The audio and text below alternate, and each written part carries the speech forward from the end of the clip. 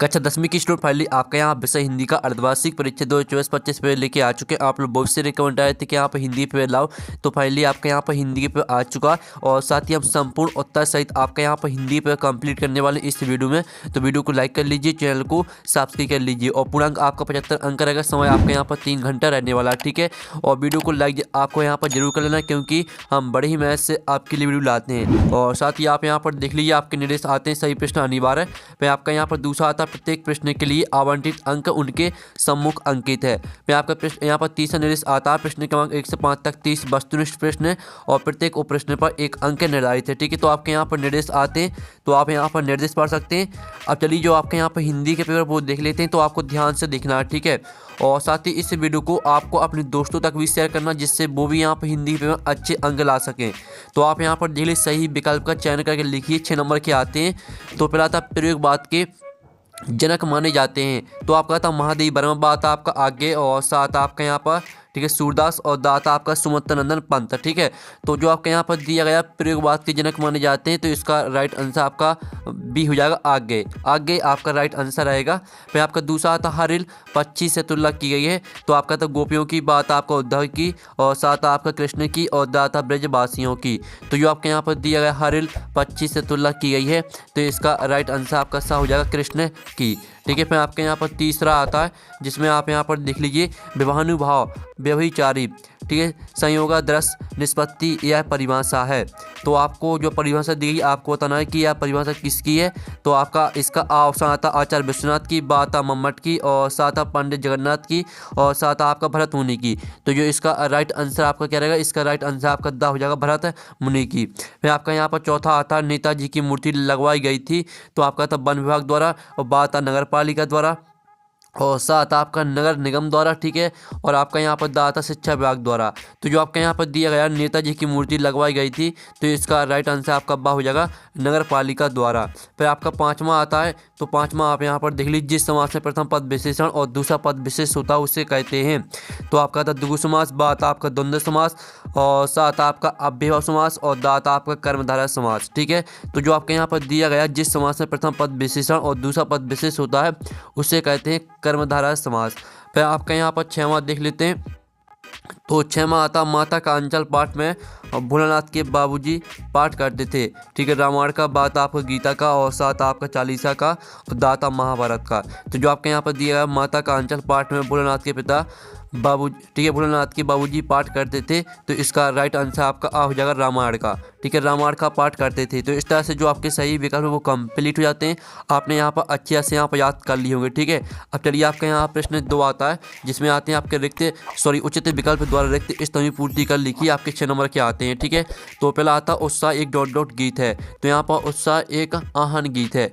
आहन आपका right answer रहेगा पहले का, तो आपके यहाँ पर अच्छे से याद करते जाना है। फिर आपका दूसरा आता भावों को उद्दीप्त करने वाले पदार्थ डॉट डॉट कहलाते हैं, तो यहाँ भावों को उद्दीप्त करने वाले पदार्थ, ठीक है, उद्दीपन कहलाते हैं। फिर आपके यहाँ पर तीसरा आता भाव प्रधान साहित्य को डॉट डॉट कहते हैं, तो भाव प्रधान साहित्य को, ठीक है, यहाँ पर देख लीजिए, भाव प्रधान साहित्य को काव्य कहते हैं, तो काव्य इसका राइट आंसर आपका रहेगा।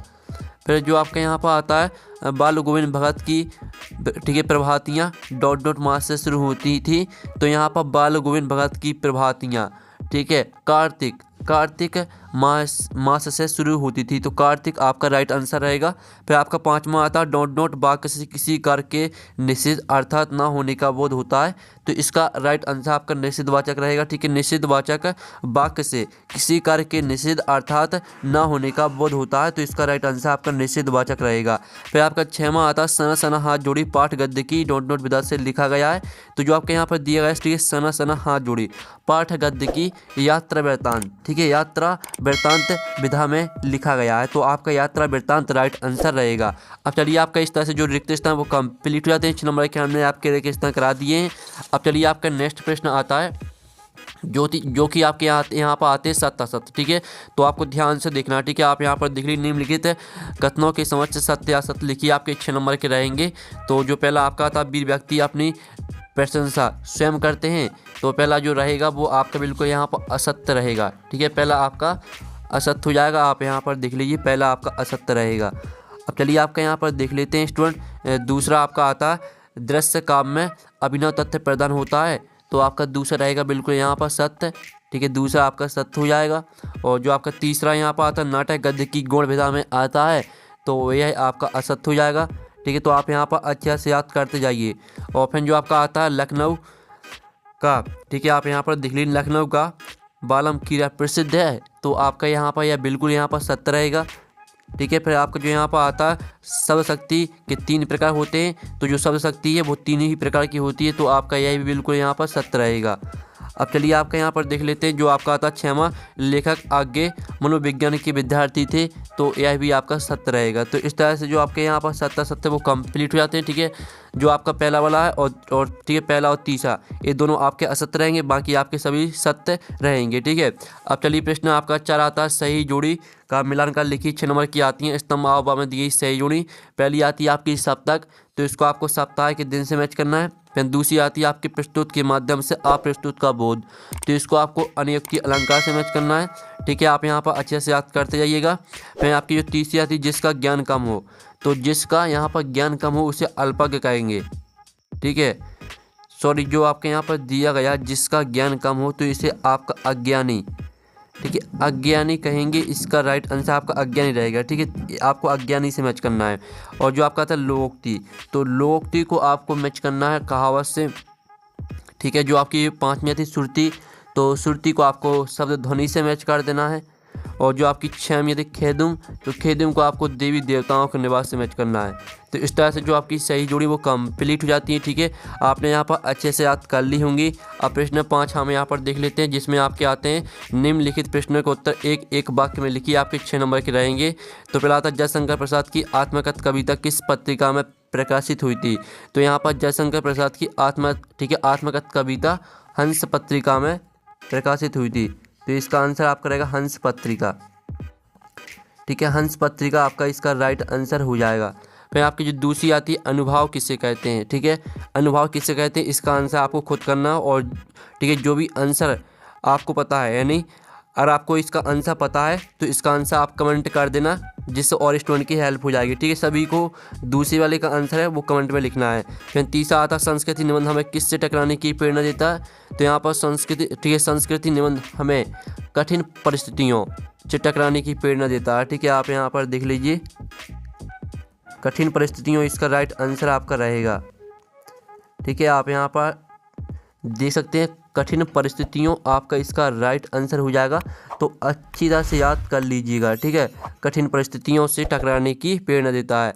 फिर आपका आता है दो स्वरों के आपस में मिलने पर कौन सी संधि होगी। तो यहाँ पर दो स्वरों के आपस में मिलने पर, ठीक है, स्वर संधि होगी, तो स्वर संधि आपका इसका राइट आंसर हो जाएगा। तो आप यहाँ पर देख लीजिए स्वर संधि। अब चलिए आपका यहाँ पर आता है भोलानाथ और उसके साथी अमूल्य को घिसकर क्या बजाते थे। तो यहाँ भोलानाथ और उसके साथी अमूल्य को घिसकर, ठीक है, शहनाई बजाते थे, तो आपका यहाँ पर इसका राइट आंसर रहेगा शहनाई, ठीक है। फिर जो आपके यहाँ पर दिया गया है हिरोशिमा नामक कविता किस काव्य संग्रह से ली गई है। तो यहाँ पर हिरोशिमा नामक कविता सदा नीरा काव्य संग्रह से ली गई है, ठीक है। सदा नीरा आपका इसका राइट आंसर हो जाएगा। तो इस तरह से जो आपके यहाँ पर एक शतवाक्य उत्तर है वो कंप्लीट हो जाते हैं। आपने यहाँ पर अच्छे से याद कर लिए होंगे। अब चलिए आपका यहाँ प्रश्न 6 आता है रीतिका को श्रृंगार काल क्यों कहा गया है, लिखिए। तो स्टूडेंट जो आपके यहाँ पर दिया गया था, ठीक है, रीतिकाल को श्रृंगार काल क्यों कहा गया लिखिए। तो इसका आंसर आप यहाँ पर देख लीजिए।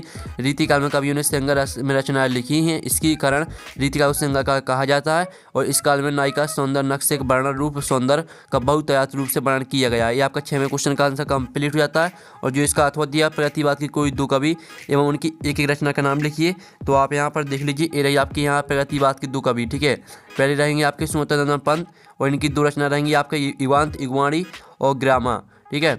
और जो आपके यहाँ पर सुरगंध त्रिपाठी निराला, ठीक है, इनकी दो रचना रहेंगी आपकी, आप यहाँ पर देखिए कुकुरमुत्ता और आपका यहाँ पर अड़िमा और नए पत्ते बेला, ठीक है। 4 रचना दी हैं, तो आपको 2 यहाँ से याद कर लेना और 2 यहाँ से याद कर लेना, ठीक है। और आपको यहाँ पर कवि के नाम भी याद करना है साथ में। और जो आपके यहाँ पर दिया गया, ठीक है, आप यहाँ पर देख लीजिए जयशंकर प्रसाद, ठीक है। जयशंकर प्रसाद पर आपको क्या लिखना है, 2 रचना लिखना, साहित्य में स्थान लिखना है। तो आप यहाँ पर देख लीजिए, ये आपके यहाँ पर जयशंकर प्रसाद की 2 रचना दी गई हैं, ठीक है। प्रेम पथिक आंसू, ये आपकी 2 रचनाएं हो जाती हैं और इनका साहित्य में स्थान आपको याद कर लेना, ठीक है। ये आपका साहित्य में स्थान है यहाँ पर दिया गया। आपको भावपक्ष और कलापक्ष याद नहीं करना, आपको सिर्फ 2 रचना याद करनी है और आपको यहाँ पर साहित्य में स्थान याद करना है। तो इस तरह से आपका 7वें क्वेश्चन का आंसर हो जाता है, जो आपका यहाँ पर दिया गया नागार्जुन। तो इसको आपको खुद करना है, ठीक है। अब आपका यहाँ पर आता है गोपियों के अनुसार राजा का धर्म क्या होना चाहिए। तो जो इसका आंसर रहेगा वो आप यहाँ पर देख लीजिए। गोपियों के अनुसार राजा का धर्म उसकी प्रजा की हर तरह से रक्षा करना होता है तथा नीति से राजधर्म का पालन करना होता। एक राजा तभी अच्छा कहलाता है जब, ठीक है, जब वह अनीति का साथ न देकर नीति का साथ दे। इस तरह से आपका 8वें क्वेश्चन का आंसर रहेगा। अब चलिए आपके यहाँ पर देख लेते हैं नेक्स्ट जो इसका अथ वाला आता है, ठीक है। राम लक्ष्मण परशुराम संवाद पाठ के आधार पर राम और लक्ष्मण के स्वभाव की एक एक विशेषता लिखिए। तो जो इसका आंसर रहेगा वो आप यहाँ पर देख लीजिए।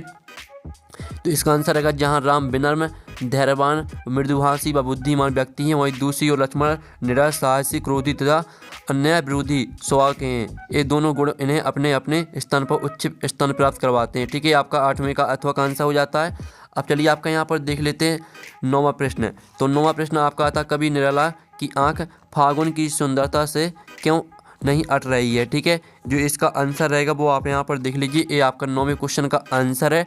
फागुन का मौसम तथा दृश्य अत्यंत मनमोहक होता है। चारों तरफ का दृश्य अत्यंत स्वच्छ तथा हरा भरा दिखाई दे रहा है। इस तरह से आपको यहाँ पर सुंदरता से अट नहीं रही है, यहाँ तक पूरे याद करना है। ये आपका 9वें क्वेश्चन का आंसर कंप्लीट हो जाता है। अब चलिए आपके यहाँ पर देख लेते हैं 10वें क्वेश्चन, ठीक है। तो आप यहाँ पर देख लीजिए जो आपके यहाँ पर दिया गया 10वां क्वेश्चन, सॉरी इसका जो अथवा वाला दिया गया, बच्चे की मुस्कान और एक बड़ी व्यक्ति की मुस्कान में क्या अंतर है। कोई 2 प्रमुख अंतर आपको लिखना है। तो अंतर हम आपको यहाँ पर दिखा देते हैं। तो आप यहाँ पर देख लीजिए, ये आपका 9वें का अथवा का आंसर, जिसमें आपको बच्चे की मुस्कान और बड़े व्यक्ति की मुस्कान में 2 अंतर लिखने हैं। तो ये आपके 2 अंतर यहाँ पर दिए गए, ठीक है। बच्चे मुस्कुराते समय किसी खास मौके की प्रतीक्षा नहीं करते, जबकि बड़ों के मुस्कुराने की खास वजह होती है। इस तरह से दोनों अंतर को आपको याद कर लेना है। अब चलिए आपके यहाँ पर देख लेते हैं। आपका 10वां क्वेश्चन आता है, प्रबंध काव्य और मुक्त काव्य में कोई 2 अंतर लिखिए।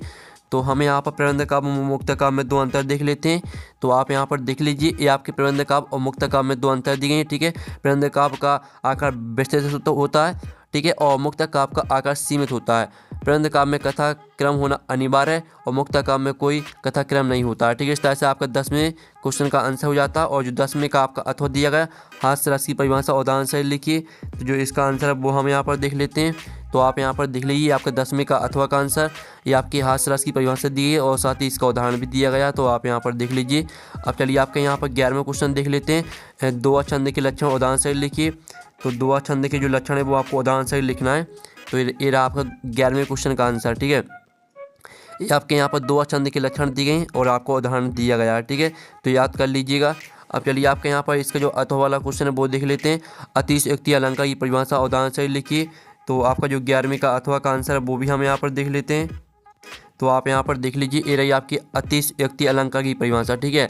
अतिशयोक्ति का मतलब होता है उक्ति में ठीक है, अतिशयता का समावेश। यहाँ उपमेय और उपमान का सामान्य कथन न होकर सिर्फ उपमान का वर्णन होता है। इस तरह से इसका उदाहरण भी आपको याद कर लेना है। ये आपका 11वें का अथवा का आंसर हो जाता है। अब चलिए आपका जो 12वां क्वेश्चन है वो हम यहाँ पर देख लेते हैं।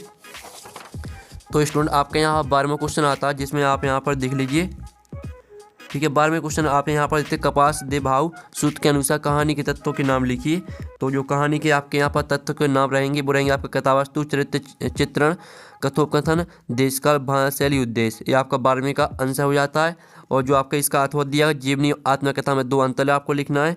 तो आप यहाँ पर देख लीजिए, आपका 12वें का अथवा का आंसर, जिसमें आपको जीवनी आत्मकथा में अंतर लिखना था। आप यहाँ पर देख लीजिए, आत्मकथा स्वयं के द्वारा लिखी जाती है जबकि जीवनी किसी दूसरे के द्वारा लिखी जाती है, ठीक है। इस तरह से आपको दोनों अंतर को याद कर लेना है। फिर जो आपके यहाँ पर दिया गया है, ठीक है, राम वृक्ष बिनुप्रिय, इसकी आपको 2 रचना लिखनी है, साहित्य में स्थान लिखना है।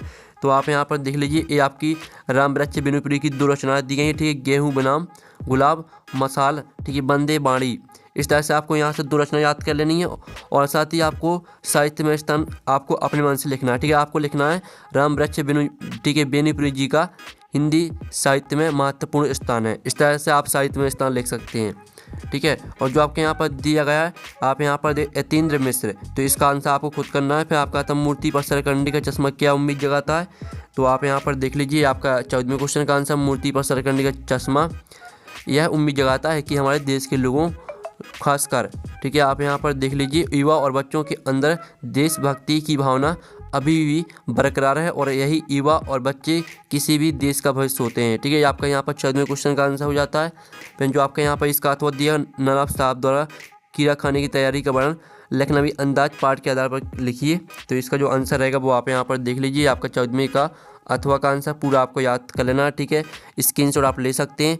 अब चलिए आपका यहाँ पर देख लेते हैं जो आपके यहाँ पर आता है 15वां क्वेश्चन। ठीक है, एक कहानी आई भी आत्मकथा में लेखक के पिता ने रसोई को भटियार खाना कहकर क्यों संबोधित किया है। तो जो इसका आंसर रहेगा वो आप यहाँ पर देख सकते हैं। ठीक है, आप यहाँ पर देख लीजिए, भटियार खाना शब्द भट्टी चूल्हा से बना है यहाँ पर।